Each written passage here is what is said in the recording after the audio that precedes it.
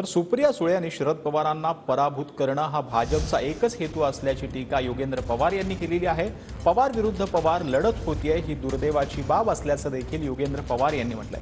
योगेंद्र पवारांकडून बारामतीमध्ये सुप्रिया सुळेंचा सध्या प्रचार जो आहे तो केला जातो। आपल्यासोबत बोलण्यासाठी योगेंद्र दादा पवार आहेत। दादा, काय सांगाल, कशा पद्धतीचा प्रतिसाद आहे आणि खूप चांगला प्रतिसाद आहे। आता बारामतीमध्ये 1 महिना झाला मी प्रचार करतोय आणि सगळीकडे जिथं आपण जातोय तालुक्यात किंवा शहरात खूप चांगला प्रतिसाद आपल्याला मिळतोय। जास्त करून युवक सगळे आपल्या पाठीशी आहेत। दादा, आपण बऱ्याच दिवसांपासून या प्रचारात येतात, कशा पद्धतीने लोकांच्या काय भावना ऐकायला मिळत आहेत आपल्याला? सगळ्यांना वाटतं की आपण आता साहेबांना साथ दिली पाहिजे असं सगळे म्हणतायत। दादा, आज देशभरात सर्वात चर्चेत असणारा बारामती लोकसभा मतदारसंघ आहे। आता स्पष्ट झालंय की पवार विरुद्ध पवार ही लढाई झालेली आहे, ही दुरंगी लढत पाहत आहे। तर कशा पद्धतीने कौटुंबिक स्तरावर आणि राजकीय स्तरावर आपण कसे पाहता?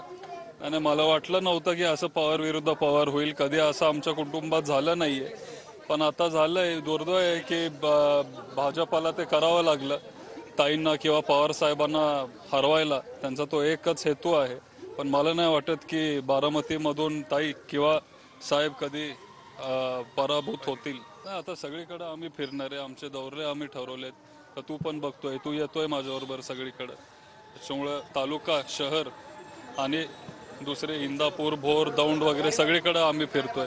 कॅमेरा पर्सन विकी चव्हाणसह मी दीपक कापरे, TV9 मराठी, बारामती।